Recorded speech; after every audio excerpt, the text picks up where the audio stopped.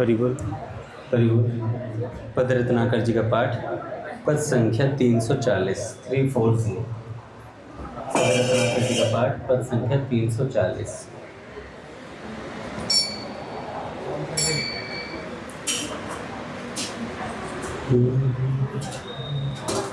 ऊधो मधुपुर का वासी, ऊधो मधुपुर का वासी, ऊधो मधुपुर का वासी, ऊधो मधुपुर का वासी।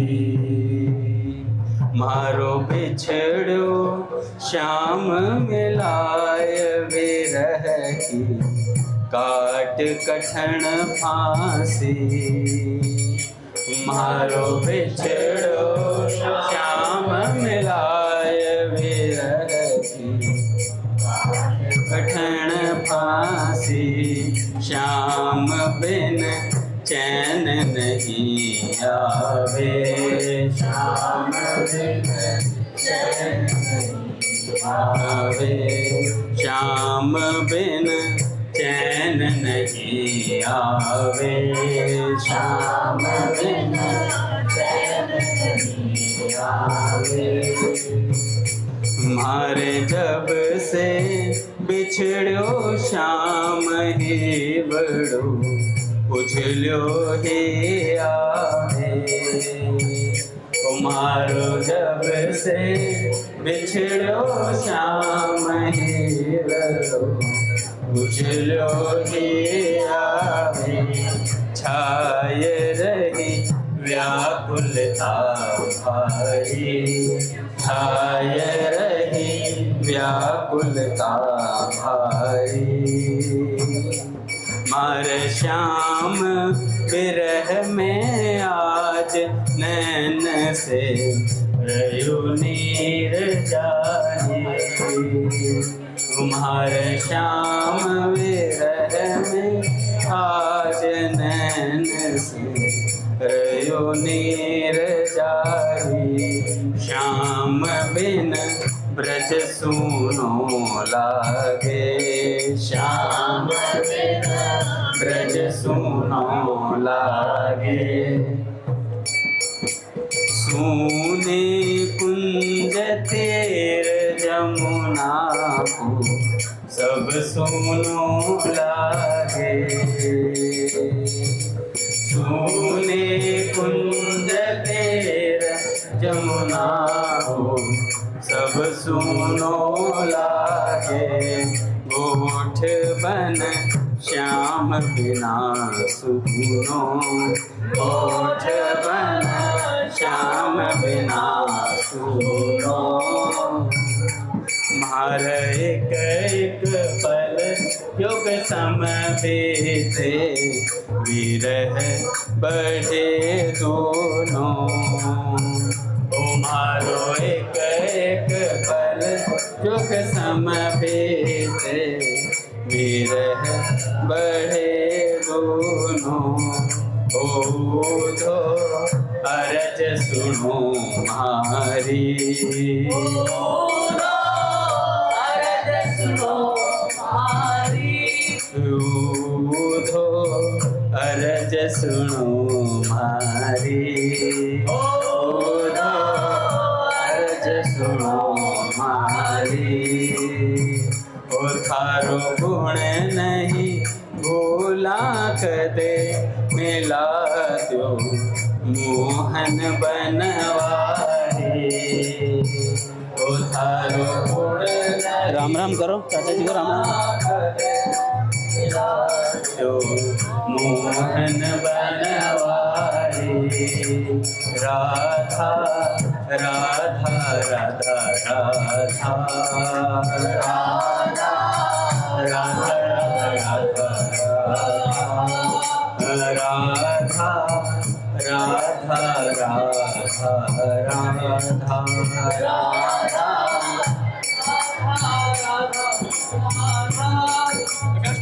बोलिए राधा माधव सरकार की जय। पूज्य श्री भाई जी महाराज की जय, पूज्य श्री राधा बाबा की जय, पूज्या मैया की जय, अपने प्यारे भैया की जय, पूज्य दादा की जय, भक्तवत्सल भगवान की जय, बोले श्री देव श्री नारद जी महाराज की जय, गुरुदेव प्राकट्य महामहोत्सव की जय।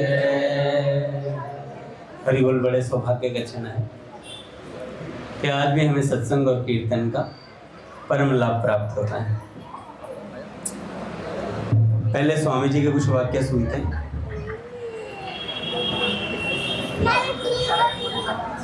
उसके बाद किसी भक्त का चरित्र सुनेंगे।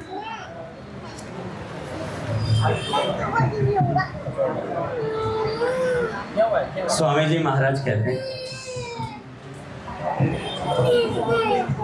एक भी श्वास खाली खोए न खलक बीच, एक भी श्वास खाली खोए न खलक बीच, कीचड़ कलंक अंक धोए ले तो धोए ले।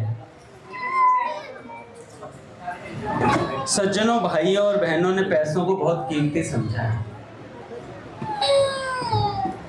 पैसा इतना कीमती नहीं है जितना कीमती हमारा समय है।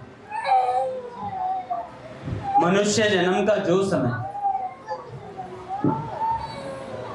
वह बहुत ही कीमती है। मनुष्य जन्म के समय को देकर हम मूर्ख से विद्वान बन सकते हैं, समय को देकर हम धनी बन सकते हैं। समय लगने पर एक आदमी के परिवार के सैकड़ों लोग हो जाते हैं। समय को लगाकर हम संसार में मान, आदर, प्रतिष्ठा आदि प्राप्त कर सकते हैं। अच्छा, बहुत बड़ी बात कि जमीन जायदाद बढ़ा सकते हैं। समय लगने से स्वर्ग आदि लोकों की प्राप्ति हो सकती है। इतना ही नहीं, मनुष्य शरीर का समय लगाने से हो जाए परमात्मा की प्राप्ति, जिसके बाद और कुछ प्राप्त करना बाकी न रहे। सज्जनों, इस प्रकार समय लगाकर संसार की सभी चीजें प्राप्त हो सकती हैं, तो समय लगाकर भगवान भी प्राप्त किए जा सकते हैं।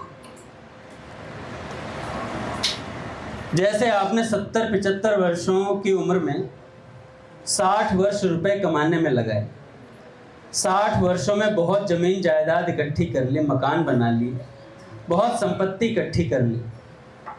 अब उस संपत्ति को पीछे दे करके हम 60 घंटे भी और जीना चाहें तो जी नहीं सकते।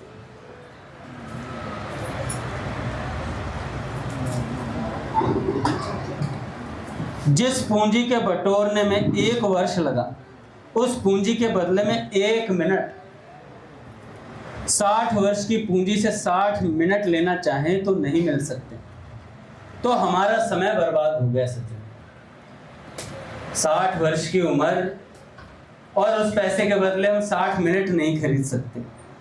डॉक्टर से कहा जाए कि 60 सेकंड दे दो तो वो कहेगा भाई कुछ नहीं मिल सकता, अने खाली, अने खाली, अब जाओ घर।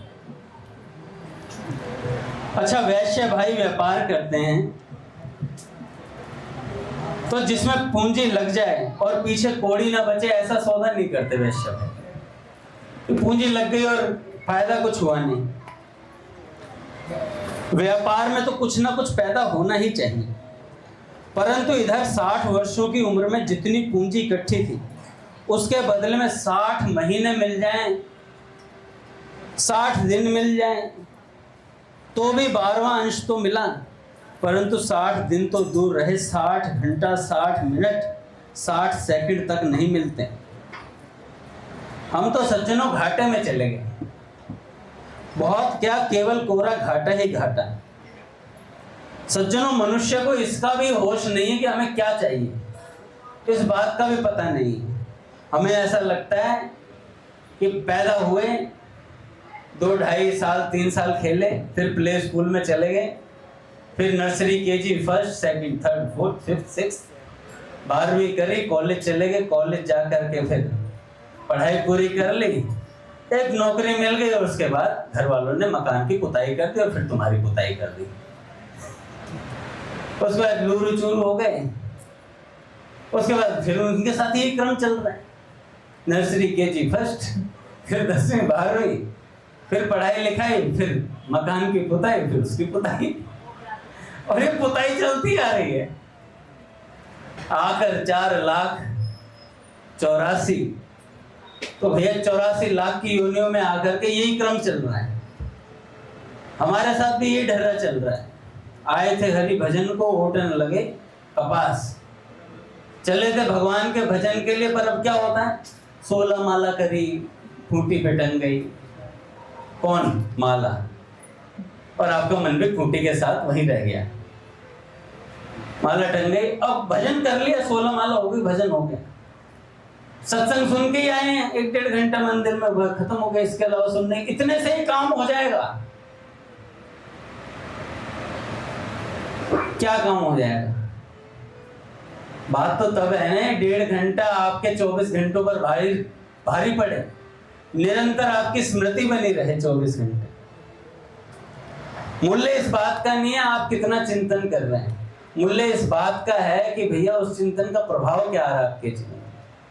या सिर्फ खाली कर्म कांड की तरह आप माला कर रहे हैं, 16 माला कर रहे हो, टांग दी, ना कोई भाव। क्योंकि गोस्वामी जी महाराज ने कह दिया, भाई कुभाए अनख आलसू, नाम जपत मंगल दिशि दसू। तो भाई जी कहते हैं ये बात इसलिए बताई गई थी, जो नहीं कर रहे हैं कुछ लग जाए, जो कुछ नहीं कर पा रहे हो लग जाए। भाई कुभाए अनख आलसू, लग जाओ एक बार। अगर भाव बनता तो क्या हर्ज है। पूज्य भाई जी कहते हैं कि यहाँ भाव की गरज नहीं है भगवान के नाम को, पर अगर लगता हो भाव लग रहा है आपका, तो कोई हर्ज थोड़ी है। भाव के सहित जप करो। हो ही राम को नाम जपी, तुलसी तज को समाज। कि भगवान का होकर के नाम जपते, हम नाम जपते हैं संसार का होकर। हम इतने संसारी हैं, और अब हम नाम जपेंगे तो भगवान के हो जाएंगे। अरे हो तो तभी गए थे जब पैदा हुए थे। आप भगवान के ही हो, सदा से सनातन, ईश्वर अंश जीव अविनाशी, चेतन अमल सहज सुख राशि। तो सज्जनों में पता नहीं है कि हमें क्या चाहिए। हमें चाहिए भगवान, और भगवान मिलते हैं भजन से, और भजन की प्रेरणा मिलती है सत्संग से, सत्संग का प्रसाद मिलता है महात्माओं से, और महात्मा मिलते हैं भगवान की कृपा से। और ये कृपा हम पर है, और ये कृपा हम पर पूर्ण रूप से हो गई है। बिन सत्संग न हरि कथा, तेहि बिन मोह न भाग, और मोह गए बिन राम पद, हो ही न दृढ़ अनुराग। ज्यादा सत्संग सुनने से क्या होता है, या तो बहुत अच्छा भक्त बन जाएगा, या कुछ दिनों में क्या कहना शुरू है, बहुत सुन रखा है। ये वाली चौपाई कितनी बार सुनाऊं। एक सज्जन थे, विधारी ब्रिज में भजन करने आए। खूब भजन करते थे भैया अपना। कभी बिहारी जी की मंगला, कभी राधारमण जी की मंगला, कभी निधिवन की मंगला, कभी बरसाना श्री जी की मंगला में चले जाते।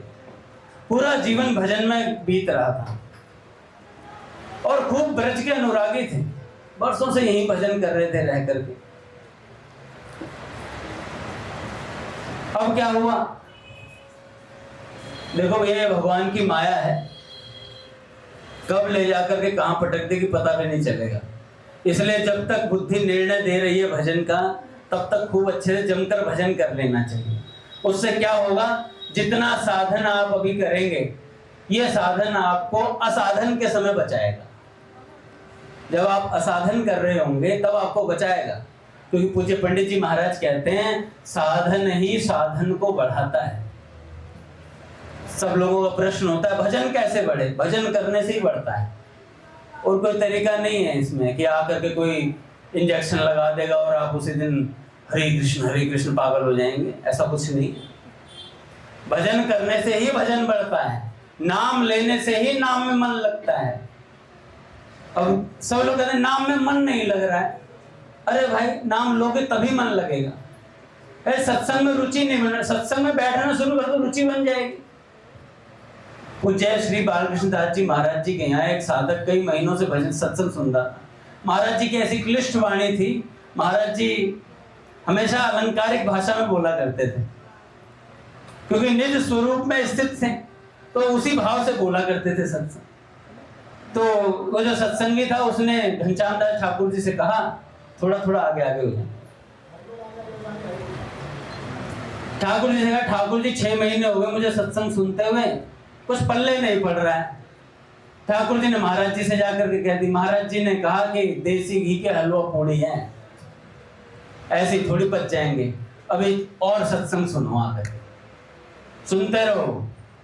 ऐसी बात बोल दी महाराज जी ने। और वाकई में महाराज जी सत्संग क्या है, देसी घी के हलवा पूड़ी है, और किसी के पचते नहीं है, और ज्यादा पच जाते हैं तो अहंकार हो जाता है। हमारा तो पेट सही है चकाचक। तो दोनों चीजों से बचना है। बचेंगे कैसे? किसी के परतंत्र होकर भजन करने से साधक बच जाता है, और स्वतंत्र होकर भजन करने से वो स्वच्छंद हो जाता है, उसका नाश हो जाता है। इसलिए परतंत्रता अति आवश्यक है। स्वतंत्र कभी साधक नहीं होता और साधक कभी स्वतंत्र नहीं होता। तो इसलिए अपने को हमेशा ये समझो कि अपने सिर पर कोई है, अपने सिर पर सीसीटीवी कैमरा लगा हुआ, वो हमेशा देख रहा है, तो पाप कम बनते हैं। कल एक श्लोक का भाव पढ़ लिया, जो कल भी हमने चर्चा करी थी, कि भगवान के हर जगह कान है, हर जगह भगवान का मुख है, और हर जगह भगवान के चरण हैं। मतलब हम जो भी क्रिया कर रहे हैं उससे भगवान एकदम निकट हमारे होकर के सुन रहे हैं, देख रहे हैं। और अगर ऐसा हमें हर समय याद रहे तो क्या पाप बन सकता है? पाप ही नहीं बन सकता। जैसे बुद्धि से कोई कुविचार आएगा तुरंत ध्यान आएगा ठाकुर जी बगल में करें, उल्टा पुल्टा मत सोचो, तुरंत विचार आएगा। तो भैया बिन सत्संग न हरि कथा, ते बिन मोह न भाव। साधन ही साधन को बढ़ाता है, गया प्रसाद जी महाराज कहते हैं कुछ। दूसरा, साधन ही साधक को बचाता है। जब खुशी खुशी होते हैं ना, मतलब जीवन में कोई दुख ना हो, तो हम क्या करते हैं, सुख में भगवान को भूल जाते हैं। क्योंकि सुख में क्या करना चाहिए, खूब याद करना चाहिए भगवान को। खूब समय है ना आपके पास, मान लो आप ऑफिस से कई दिनों की छुट्टी मिली हुई है, खूब दवा के नाम जप करना, खूब भगवान का स्मरण करना। तो उस समय से क्या होगा, वो जो किया हुआ नाम जप है ना, वो काम आएगा आगे। साधन ही साधक को बचाता है, और ये साधन ही साधक को साध्य से मिलवाता है। कई लोग कहते हैं कन्हैया किसे तुमने साधन से पाया। ये बोलने वाले जो संत है ना, वो साधन करके ही पाके गए, पर उन्हें एक बात का पता चल गया, ये साधन क्या है, ये पुकार है भैया। ये साधन क्या है, ये पुकार है। और हम क्या मान के करते हैं, हम मानते बोझ है हमारे। क्या है ये साधन, क्या है, नाम जप करना बोझ है एक तरीके का। 16 माला 25 माला, कितने नाम जप से भगवान मिलेंगे? सेठ जी कहते हैं, जो ये कहता है कितने से मिलेंगे, उसे कभी नहीं मिलेंगे, उसे कभी नहीं मिलेंगे। कितने से, मतलब कोई मूल्य है क्या भगवान का? भगवान का मूल्य है लोलुपता, भगवान के प्रति सदा व्याकुलता बनी रही। तद विस्मरण परम व्याकुलते थी, भगवान का विस्मरण होते ही व्याकुलता छा जाए कि अब तो कुछ भी नहीं सुहावे, एक तू ही मन भावे है। तन मिलन न आज मेरो, हिबड़ो छलो आवे है। तो भैया ऐसी व्याकुलता उत्पन्न हो जाए। व्याकुलता उत्पन्न कहां से होगी? सत्संग के अलावा कोई चारा नहीं है महाराज, भगवान के नाम के अलावा कोई चारा नहीं है। सत्संग का अनादर करके और हम ये सोच रहे हैं कि हमें बहुत ऊंची गति प्राप्त हो जाएगी, एक ना एक दिन पतन हो जाएगा। स्वामी जी महाराज कहते हैं 100 कत्ल भी करता हो और सत्संग में बैठता हो, उसके उद्धार की गुंजाइश है, उसके सुधार की गुंजाइश है। श्रद्धेय श्री स्वामी राम सुखदास जी महाराज कहते हैं उसके सुधार की गुंजाइश है। लेकिन अगर बहुत भजन करता है, आराम से आसन लगे पड़े, करोड़ों करोड़ों नाम जप कर रहा है, सत्संग नहीं सुन रहा है, तो उसके पतन की गुंजाइश है। क्योंकि सत्संग से अपने अवगुणों का पता चलता है। नहीं तो हम सोचते हैं हम में गुण ही गुण भरे पड़े, मैं तो 1 करोड़ नाम जप करता हूं। करते होते तो बंदा बोल ही नहीं सकता कि मैं 1 करोड़ जपता हूं। जो करता होगा वो बोल नहीं पाएगा, सच में करता होगा। पूज्य मल्लूपीर सरकार ने एक साधक ने महाराज जी से पूछा, महाराज जी मैं तो लोहार का काम करता हूँ, कैसे भगवान की प्राप्ति होगी? क्योंकि पूरा दिन लोहा पीटने का काम है और पूरे दिन हथौड़ा बजाना पड़ता है, तो पूरे दिन कैसे नाम जपूं? और रात्रि में आता हूँ तो शरीर टूट जाता है, पूरा थक जाता हूँ, नींद आ जाती है। तो महाराज जी ने कहा जब भी हथौड़ी मारे तभी राम, जब भी हथौड़ी मारे 1 राम बोल देना। अब भैया वो करने लगे, 1 साल हो गया लगातार, जब भी हथौड़ा मारे राम। तो महाराज जी ने कहा कैसा भजन चल रहा है? कह रहे महाराज जी बता नहीं सकता, भगवान शंकर जैसी स्थिति हो गई है, तुम पुनि राम राम दिन राति। पूरा दिन हथौड़ी के साथ राम करता हूं तो रात्रि में निद्रा में भी चलता है राम राम, ऐसी स्थिति हो गई है। और नाम सुनते ही कि चारु हरि नाम लेत असुअन झड़े हैं, कि भगवान का नाम लेते ही आंसू आने लग जाते हैं। महाराज जी क्या करें? एक साधक ने और पूछा था महाराज जी से, महाराज जी क्या साधन किया जाए कि भगवान की प्राप्ति हो जाए? महाराज जी ने कहा 6 महीने श्री राम जय जय राम, इसका 6 करोड़ जप करो, 6 करोड़ जप। एक संत हुए, मेरे को नाम याद नहीं, शायद गिरिराज जी में थे, राधे श्याम बाबा, जिन्हें दंडौती बाबा भी कहते हैं शायद। उन्होंने कई करोड़ नाम जप किया था रघुनाथ जी, कई करोड़ नाम जप। तो ये हो गया राधा राधा राधा राधा, इसकी गिनती कर रहे, राम 1 राधा 2 राधा 3 राधा। उन्होंने कई करोड़ महामंत्र जप किया था, मतलब हरे कृष्ण कृष्ण कृष्ण हरे हरे, हरे राम राम राम हरे हरे, इसका कई करोड़ जप किया उन्होंने। और महाराज विलक्षण स्थिति हो गई थी। हनुमान जी महाराज कंधे पर बिठा करके ले गए थे, जैसे राम जी और लक्ष्मण जी को लेके गए थे। उन्हें कहां पर? कामतगिरी, कंधे पर बिठा कर ले गए हनुमान जी महाराज। ऐसा नाम का प्रभाव उनके जीवन में उतर के आया। तो कहां बता रहा था मैं? हाँ, तो एक सज्जन ने, एक साधक ने पूछा महाराज जी क्या कितना नाम जप करो? उन्होंने कहा 6 करोड़ श्री राम जय जय राम का जप करो। वह जप में लग गए महाराज। 1 साल बीता तो 1 साल में उनके 1 करोड़ के आसपास उन्होंने नाम जप किया।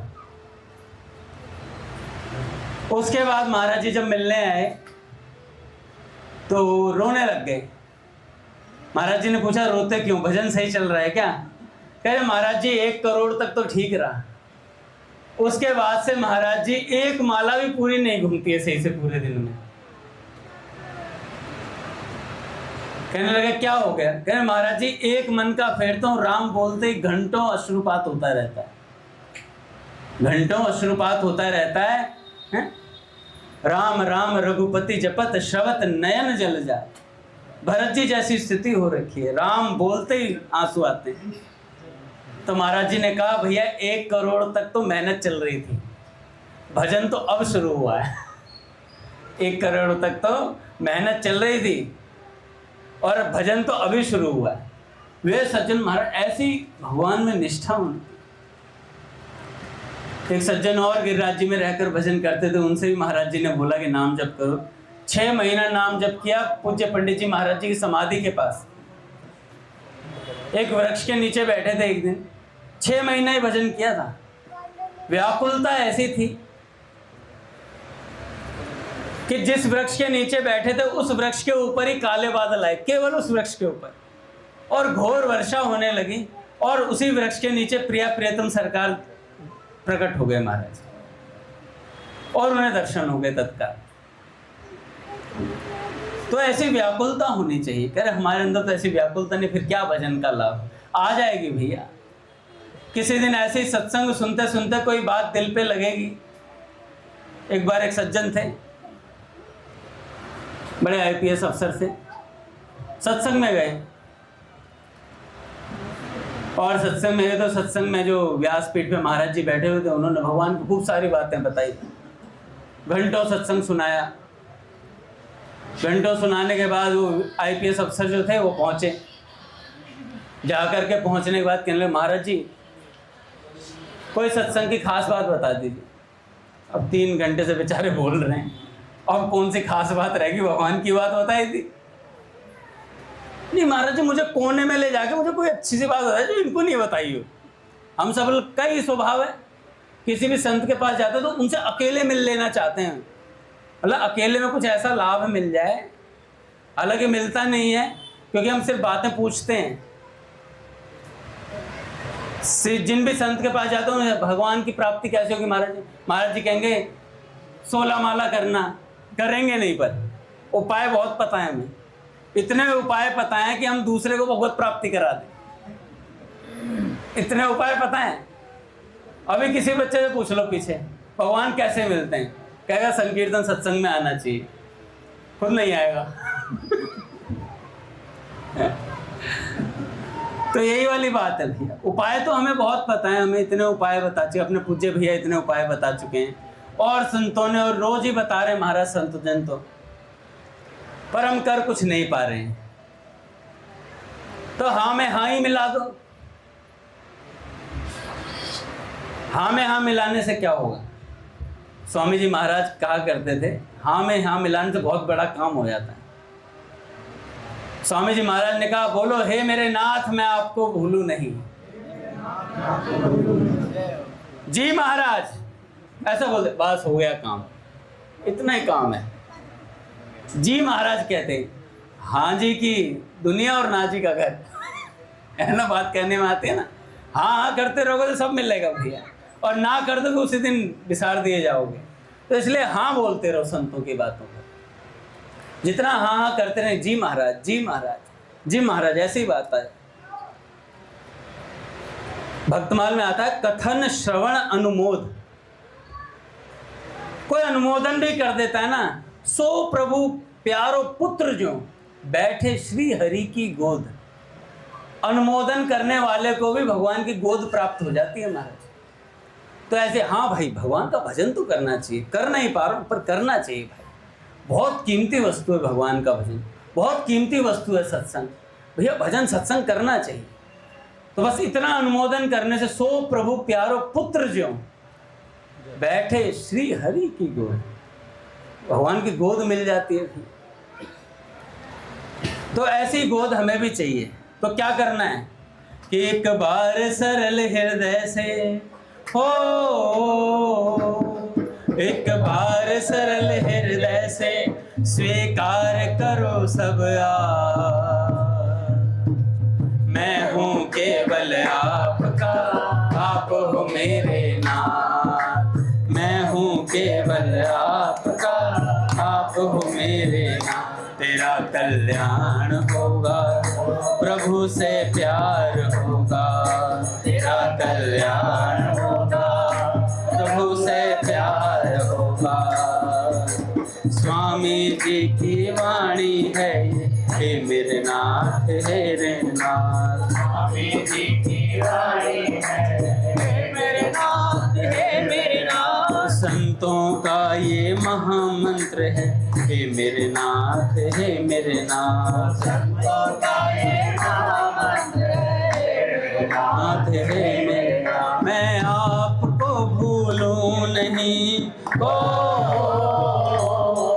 मैं आपको भूलूं नहीं, रखूंगा हरदम याद। मैं हूँ केवल आपका, आप हो मेरे नाथ। मैं हूँ केवल आपका, तेरा कल्याण होगा, प्रभु से प्यार होगा। तेरा कल्याण होगा, प्रभु से प्यार होगा। स्वामी जी की वाणी है ये हे मेरे नाथ, हे मेरे नाथ। स्वामी जी की वाणी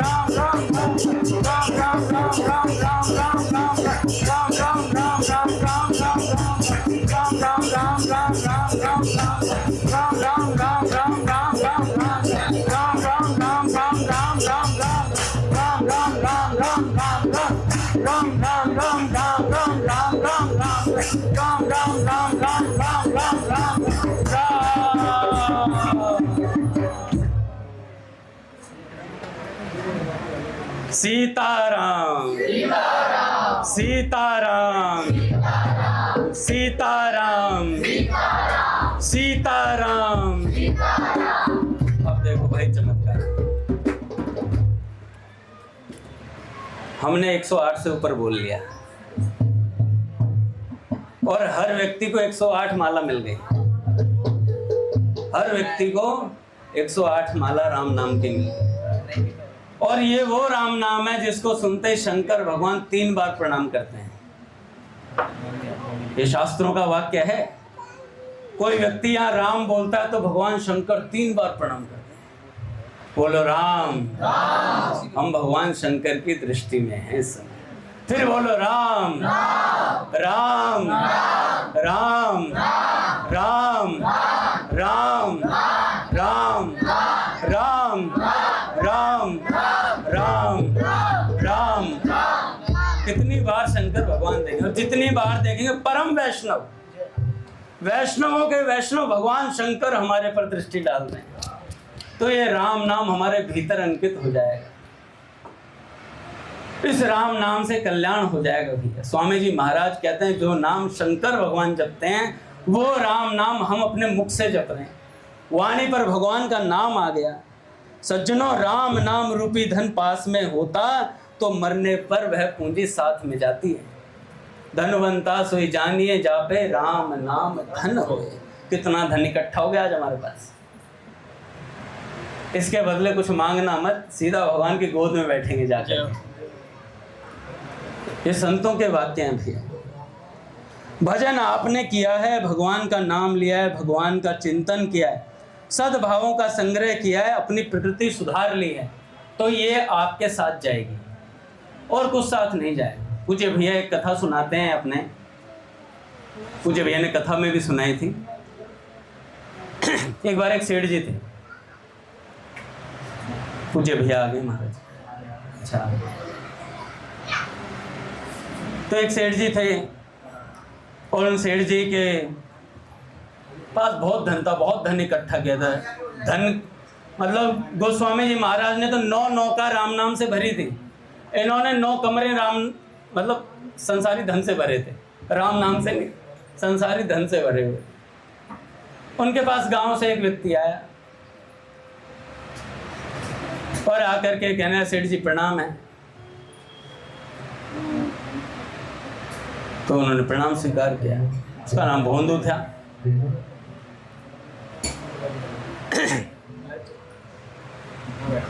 सेठ जी ने उसे बुला करके कहा, बे भोंदू है तू तो बिल्कुल नहीं।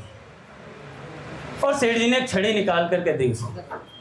कहा तुझसे बड़ा कोई मूर्ख मिल जाए तो ये छड़ी उसे दे देना। भोंदू था बेचारा, उसने छड़ी देखी चमकती, रख ली। हम भी भोंदू ही हैं। अच्छा, संसारी फायदे में है, भक्त घाटे में रह जाता। कौन सा वाला भक्त? जो सब कुछ जानकर भी कुछ करना नहीं चाहता, जो सब कुछ जानकर भी भगवान के नाम की महिमा का पता है, भगवान के सत्संग का पता है और इस बात का पता संतों से चल गया कि भैया हमें 84 लाख योनियों से निकलना है और हम निकलना नहीं चाह रहे हैं। तो उससे तो संसारी अच्छा जिसे कुछ पता नहीं है। हमें तो पता चल गया, इसका मतलब हमें निकलना है भैया, अब के नहीं रहना है यहाँ पर। तो जो भोंदू था उसने रख ली भैया। उसने कहा ठीक है। और वो सेठ जी थे भैया, सेठ जी ने खूब धन कमाया था। अब सेठ जी बीमार पड़े। ऐसा तो है नहीं कि हम रोटी खा के पैदा हुए हों, कि जीवन भर जीवित ही रहेंगे। हर समय व्यक्ति जवान नहीं रहता, बुद्धि भी जवान नहीं रहती। जैसी बुद्धि हमारी 20 साल पहले जब भजन में लगे थे वैसे अब नहीं है। हमें भजन भी यूज टू हो गया है। जैसे हर काम यूज टू है हमारे लिए, वैसे हमें भजन भी ऐसा ही लगता है, ठीक है ये भी चल रहा है। तो सेठ जी जो थे, सेठ जी 40 वर्ष बीते, उन्हें बीमार पड़े और बीमार पड़ने के बाद सेठ जी खटिया पे आ गए। भोंदू को पता चला सेठ जी बीमार हैं। भोंदू मिलने आया। भोंदू को देखते ही सेठ जी के भावुकता आई हृदय में। अरे भोंदू यार, कितने दिनों बाद तू मिलने आया यार। भोंदू ने कहा सेठ जी क्या हो गया? कह रहे बस भोंदू अब तो चलना है। और भोंदू ही था, मूर्ख था। कह सेठ जी चलना, पैकिंग कर लिया आपने? सेठ जी कह रहे अरे रह गया तू मूर्ख का मूर्ख ही। अरे वहाँ जाना है जहाँ से कभी वापस नहीं आना। फिर तो आपने टेम्पो में सामान लदवा लिया होगा जब वापस ही नहीं आना तो सब पैकिंग हो गई होगी आपकी। कह रहे अरे भोंदू भगवान के घर जाना है जहाँ से कभी आते नहीं वापस लौट करके। पूज्य भैया आगे। श्री राम जय जय राम, राम जय राम जय जय। स्टैंड